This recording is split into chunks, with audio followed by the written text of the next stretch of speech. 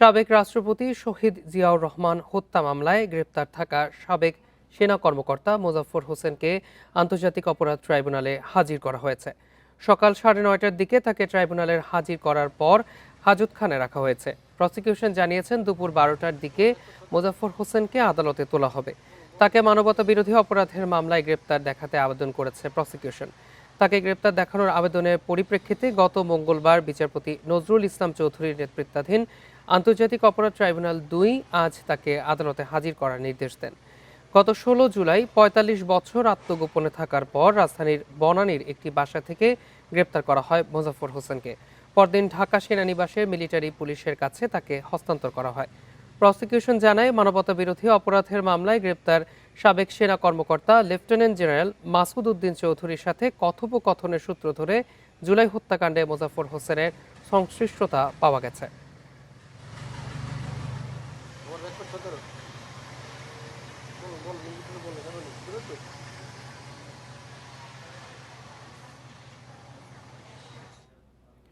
জুলাই মানবতা বিরোধী অপরাধে সংশ্লিষ্টতা জানতে জিয়া হত্যায় গ্রেপ্তার মোজাফফর হোসেনকে নেওয়া হয়েছে ট্রাইব্যুনালে। এ নিয়ে আরও জানাতে ট্রাইব্যুনাল চত্বর থেকে যোগ দিচ্ছেন আমাদের সহকর্মী জাহিদুল বাশার।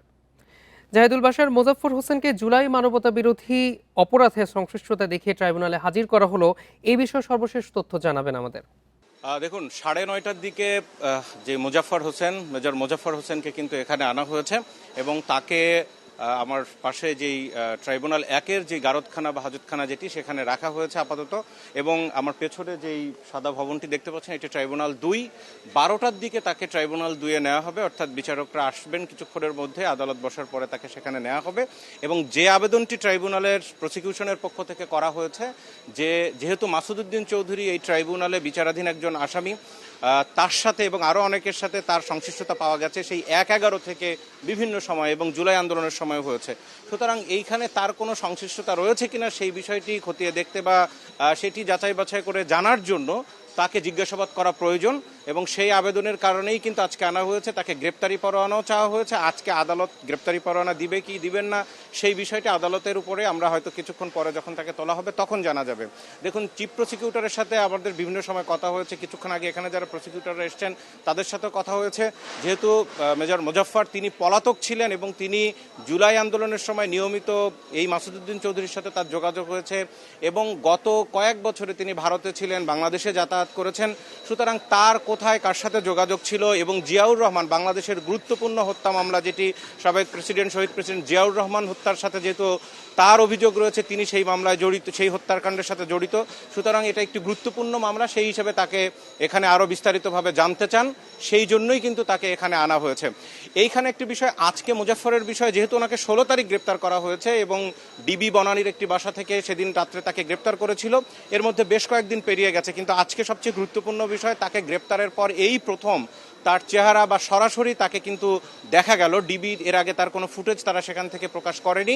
সুতরাং আজকেই আপনারা এরই মধ্যে আমরা সহ অন্যান্য গণমাধ্যম যেই ফুটেজ আমরা দেখাচ্ছি সেটি কিন্তু এই প্রথম মোজাফফর আহমেদকে জনসম্মুখে দেখা গেছে, অর্থাৎ সেনাবাহিনীর একটি মাইক্রোতে করে তাকে সেনা হেফাজত থেকে এখানে আনা হয়েছে এবং এখানে আদালতের কার্যক্রম শেষে আবার সেনা হেফাজতে পাঠিয়ে দেওয়া হবে। দেখুন, মোজাফফর আহমেদের বিষয়ে যদি একটু আসি, এখানে সেদিন 1981 সালের 30 মে রাতে কি ঘটেছিল সেই বিষয়ে বিভিন্ন বর্ণনা আছে, কিন্তু আমরা যদি খুবই অথেন্টিক কোনো জায়গায় যাই বা খুবই শক্তিশালী দলিল হিসেবে যেটি ধরা হয়, অ্যান্থনি মাসকারেনহাসের বাংলাদেশ লিগাসি অফ ব্লাড যে বইটি রয়েছে, বিখ্যাত একটি বই, সেই বইতে 1986 সালে প্রকাশিত সেই বইয়ের যে ইতিহাস, সেই ইতিহাস অনুযায়ী কিন্তু মোজাফফর আহমেদ জিয়াউর রহমানের সাথে সেদিন তার একই সাথে ছিলেন।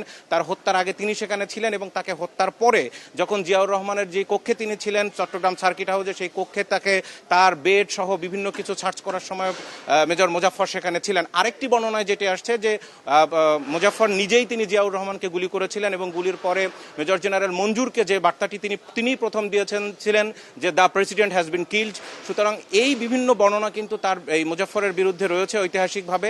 এখন সেইটি আদালতের বিষয়ে, সেনা আইনে সেই বিচার হবে। স্বরাষ্ট্রমন্ত্রী কিন্তু এর আগেই বলে দিয়েছেন যে তার জিয়াউর রহমান হত্যা মামলা সেটি সেনা আইনে বিচার হবে। এইখানে অনেকের একটু অস্পষ্টতা রয়েছে, যেটা আগেই বলেছি, এখানে কিন্তু জিয়াউর রহমান হত্যা মামলার বিচারের জন্য নয়, তার সাথে জুলাই আন্দোলন বা এই মানবতা বিরোধী অপরাধের অন্যান্য সময়ের কোনো সংশ্লিষ্টতা আছে কিনা সেটি খতিয়ে দেখার জন্য এখানে আনা হয়েছে।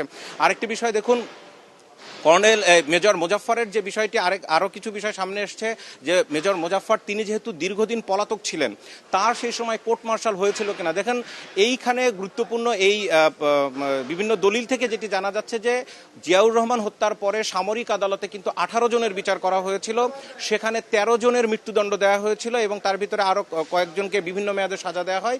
এর মধ্যে অনেকেই কিন্তু পালিয়ে গিয়েছিলেন, সেখানে মেজর মোজাফফর ছিলেন, মেজর রেজা ছিলেন, এরকম 3-4 জন পালিয়ে গিয়েছিলেন। তাদের পরবর্তীতে পুরস্কার ঘোষণা করা হয়েছিল তাদের ধরার জন্য। মেজর মোজাফফরকে কিন্তু গত 45 বছরে আসলে ধরা যায়নি, যার কারণে জিয়াউর রহমান হত্যার পরে এই 45 বছর পরে তাকে গত 16 জুলাই গ্রেপ্তার করা হয়, যার কারণে এই বিষয়টি খুবই গুরুত্বপূর্ণ এবং ব্যাপকভাবে আলোচনায় রয়েছে। আজকে কিছুক্ষণ পর আদালতে তোলার পরে নিশ্চয়ই বাকিটা বিস্তারিত আমাদেরকে চিফ প্রসিকিউটর জানাবেন। ট্রাইব্যুনাল চত্বর থেকে জানাচ্ছিলেন আমাদের সহকর্মী।